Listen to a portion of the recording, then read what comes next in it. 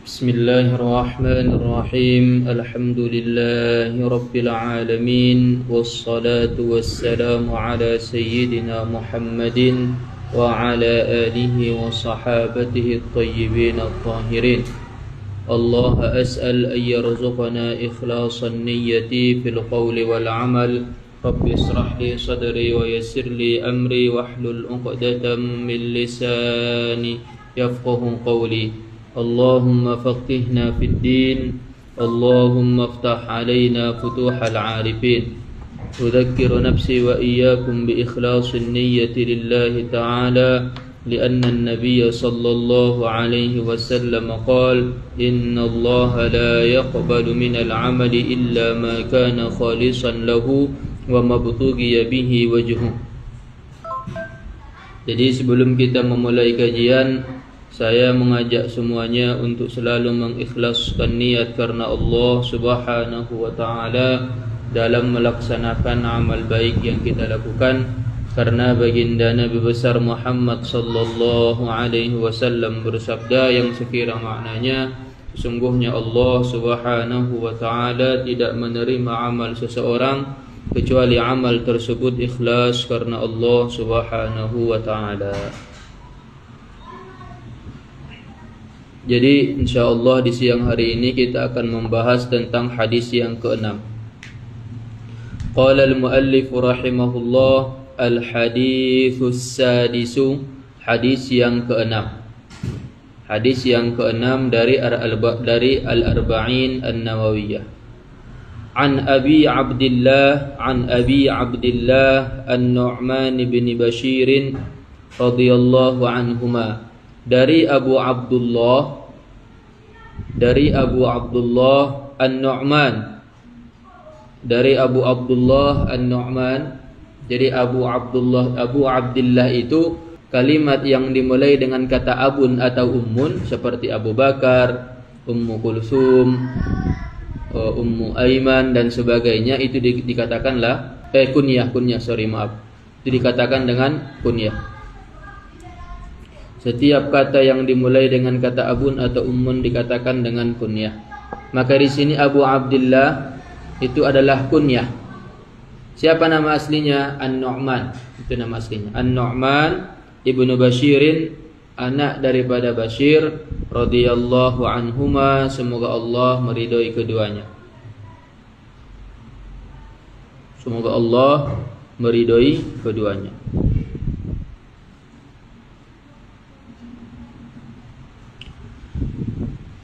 Qala, berkata Nu'man ini, apa perkataannya dia? Sami'tu Rasulullah sallallahu alaihi wasallam yaqul, aku mendengar Rasulullah sallallahu alaihi wasallam bersabda. Jadi di hadis yang ke-6 ini An-Nu'man ibnu Bashir mendengar Rasulullah sallallahu alaihi wasallam bersabda. Apa sabdanya baginda Nabi? Sabdanya, al-halalu innal halala bayyinun, sesungguhnya perkara yang halal itu telah jelas. Sesungguhnya perkara yang halal itu telah jelas. Jadi apa yang halal, yang dihalalkan oleh Allah Subhanahu wa taala, telah dijelaskan dalam Al-Qur'an ataupun dalam hadis. Sudah jelas dia, tidak samar-samar. Seperti apa firman Allah Ta'ala dalam Al-Quran, wa ahallallahu al-bay'a wa harrama ar-riba, dijelaskan bahwa jual beli halal, riba haram. Makanya dikatakan oleh Rasulullah, innal halala bayyinun, sesungguhnya perkara yang halal itu telah jelas. Bayyinun, telah jelas, itu artinya. Wa innal harama bayyinun, dan perkara yang haram itu telah jelas. Apa yang diharamkan oleh Allah daripada memakan aklal khinzir, memakan babi, memakan anjing, menzalimi orang lain, itu sudah dijelaskan dalam agama. Jelas dia. Wa innal harama bayyinun, dan sesungguhnya perkara yang haram telah jelas. Wa bainahuma mustabihatun, dan di antara keduanya, di antara kedua apa ini? Yang halal dan yang haram. Apa namanya? Mustabihat.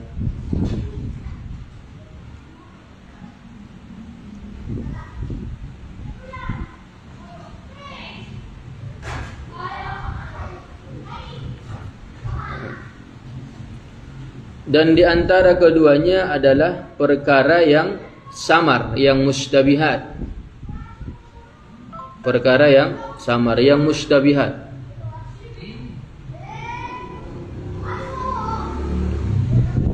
La ya'lamuhunna katsirun minan nas. Tidak diketahui oleh mayoritas manusia. Jadi perkara yang mustabihat ini banyak dari kalangan manusia tidak mengetahui hukumnya. Apakah dia halal ataukah dia haram? Amruhu ma zala mustabihan. Hukumnya dia itu masih dipertanyakan, belum jelas. Laisa bayyina. Hukmuhu laisa bayyina. Hukumnya itu tidak jelas. Tidak sharih, tidak pasti. Kalau halal kan sudah kita ketahui. Uhilla lakumut tayyibatu wa ta'amul ladzina utul kitaba hillul lakum wa ta'amukum hillul lahum. Itu kan jelaskan di situ bahwa kalian dihalalkan, diperbolehkan memakan yang baik-baik. Halal. Berarti dijelaskan di situ apa yang baik menurut syariat, maka itu hukumnya halal. Ada juga perkara yang haram, yang bayyin, yang sudah jelas. Hurrimat alaikumul maitatu waddamu wa lahmul khinzir wa ma uhilla li ghairillah. Kan seperti itu ayatnya dalam Quran kan? Hurrimat alaikum. Wahai sekalian manusia, diharamkan kepada kalian. Apa yang diharamkan? Al-maitatu, bangkai. Waddamu, dan darah. Wa lahmul khinzir, dan daging daripada babi. Wa ma uhilla li ghairillah, dan apa yang disembelih kepada selain Allah Subhanahu wa taala. Seperti dia menyembelih kambing untuk apa? Untuk syaitan atau untuk berhala, maka itu haram untuk dimakan. Jadi perkaranya itu jelas. Yang ketiga ini yang belum jelas. Apa namanya perkara yang ketiga itu yang belum jelas? Namanya perkara mustabihat. Jadi hadis ini menjelaskan kepada kita tiga hal. Ada namanya halal, ada namanya haram, ada namanya mustabihat. Yang halal telah dijelaskan dalam Al-Quran, yang haram telah dijelaskan dalam Al-Quran, dan ada yang ketiga, apa namanya? Mustabihat. Belum jelas kehalalannya, belum jelas pula keharamannya.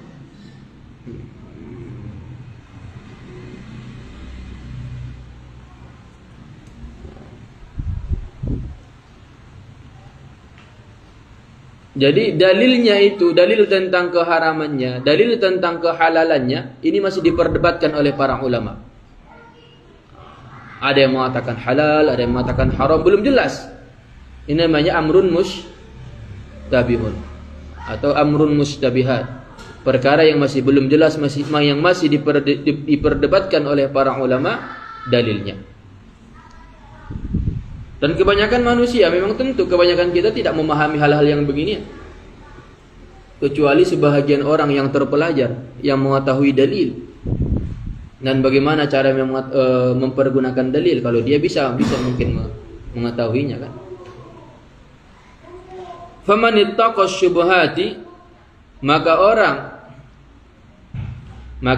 yang menjaga dirinya dari perkara-perkara syubhat.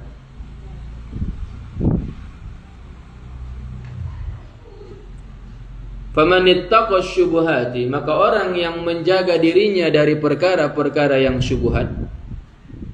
Apa maksudnya? Perkara yang belum jelas hukumnya dia tidak lakukan, dia tinggalkan.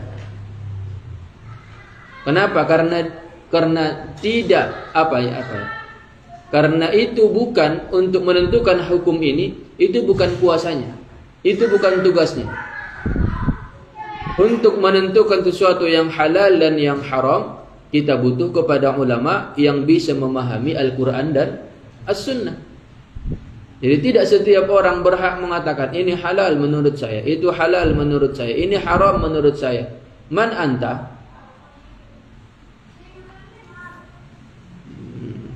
Al-ibratu bimuwafaqati syara'. Tolak ukur kebenaran itu sesuai dengan syariat. Kalau perkataan orang ini tidak sesuai dengan syariat, mahmakan, siapapun dia, walaupun dia seorang doktor, walaupun dia seorang profesor, walaupun dia apapun itu, semua gelar sudah dia diambil kecuali almarhum. Tapi kalau in kana kalamuhu mukhalifan lisyar'i fanatruku kalamahu wa na'khudhu asy-syar'a. Kalau seandainya perkataannya itu menyalahi syariat, maka kita tinggalkan perkataannya, kita ambil yang sesuai dengan syariat.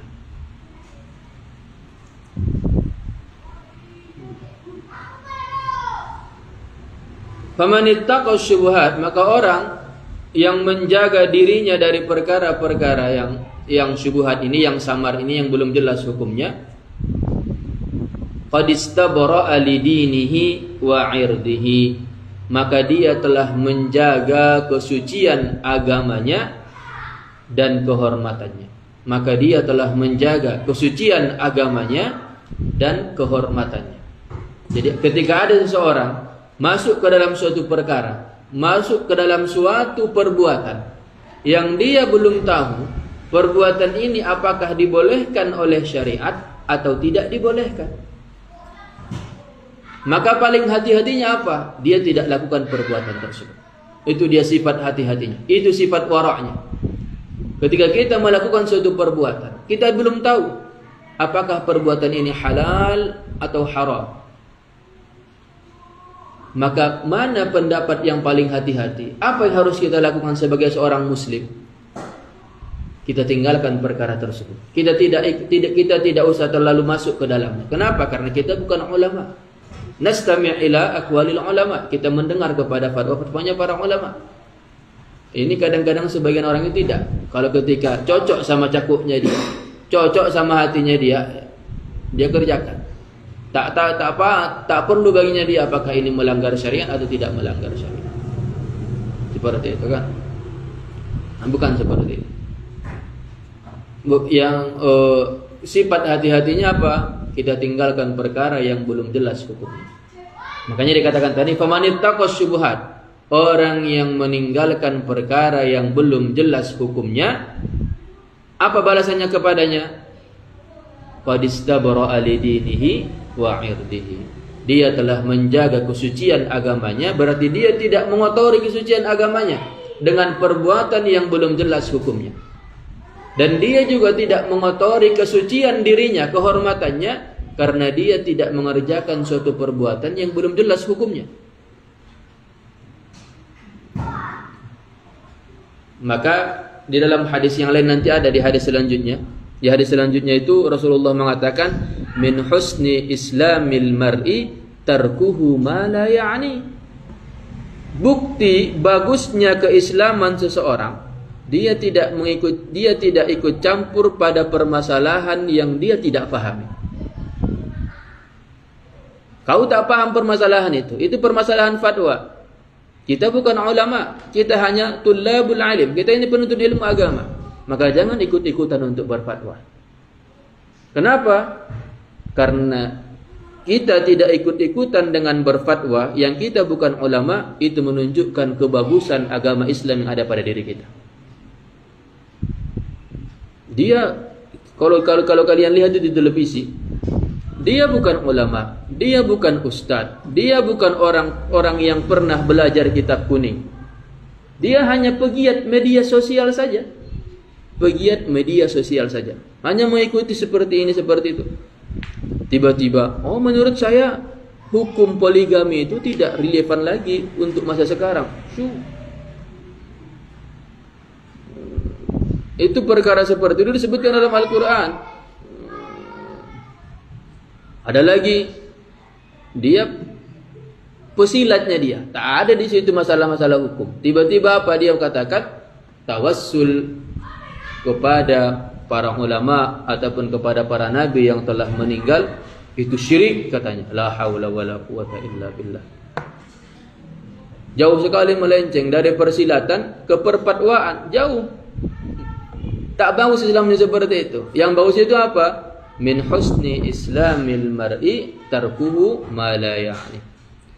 Termasuk kebagusan, keindahan ataupun kemuliaan Islamnya seseorang, dia tidak ikut campur permasalahan yang tidak bisa dia kuasai. Ini kadang-kadang supaya dia dianggap, supaya dia terkenal lah. Supaya dia terkenal, coba-cobalah dia berbicara masalah itu.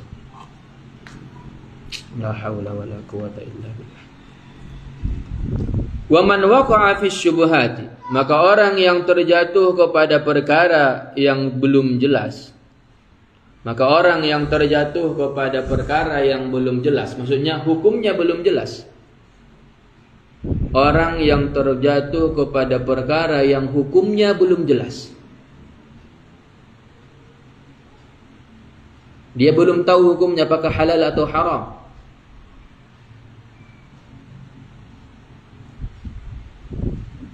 Waqa'a fil haram, maka dia terjatuh kepada keharaman. Hati-hati.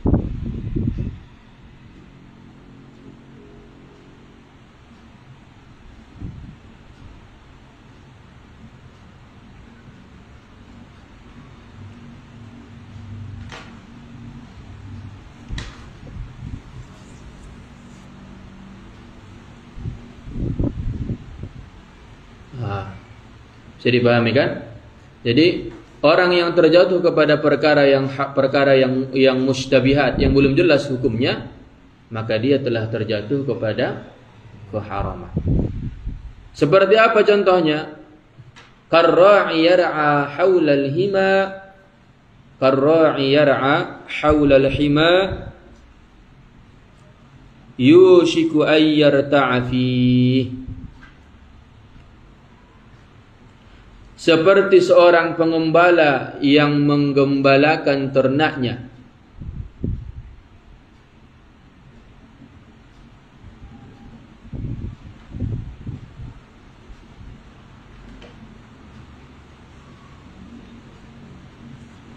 Seperti seorang pengembala yang menggembala ternaknya.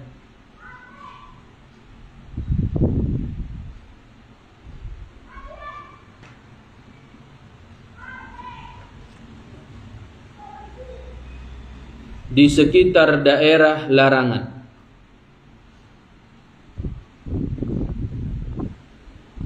Di sekitar daerah yang dilarang itulah. Seperti seorang pengembala yang mengembalakan ternaknya di sekitar daerah yang dilarang. Contohnya misalkan kau punya sapi 150 ekor. Kau gembalalah sapi ini di suatu tempat yang tempat itu bersebelahan langsung dengan tanah yang tak boleh kau masukkan ke situ binatang ternak. Kenapa? Karena tanah itu bukan lagi tanah untuk beternak. Itu sudah tanah milik orang lain yang dia tidak mengizinkan binatang ternak apapun makan di tanah tersebut. Akan tetapi kamu mengembala sapi-sapi itu pas di pinggirnya, pas di garisannya, di batasannya. Kenapa rupanya? Kelanjutan hadisnya, yushiku ayyaqa fihi.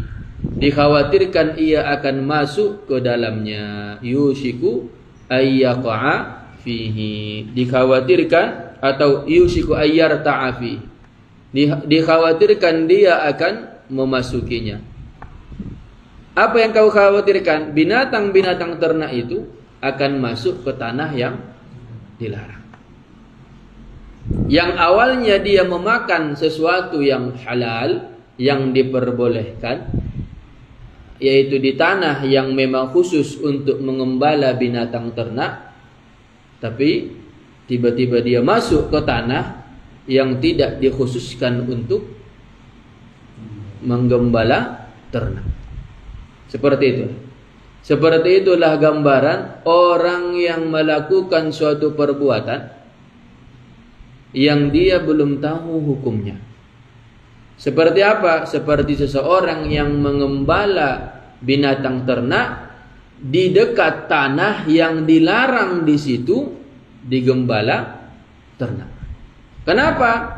Karena dikhawatirkan binatang ternak yang dia gembala itu akan masuk ke dalam area yang dilarang di situ beternak binatang ternak. Bisa dipahami kan? Maksudnya apa? Sangat dekat sekali kepada keharaman melakukan perbuatan yang kita tidak tahu hukumnya apakah halal atau haram. Sangat dekat kepada keharaman. Maka untuk menjaga kewaraan kita supaya kita lebih hati-hati supaya tidak terjatuh kepada keharaman, maka kita tinggalkanlah perkara yang belum kita ketahui hukumnya itu, belum jelas hukumnya itu, apakah boleh atau tidak boleh.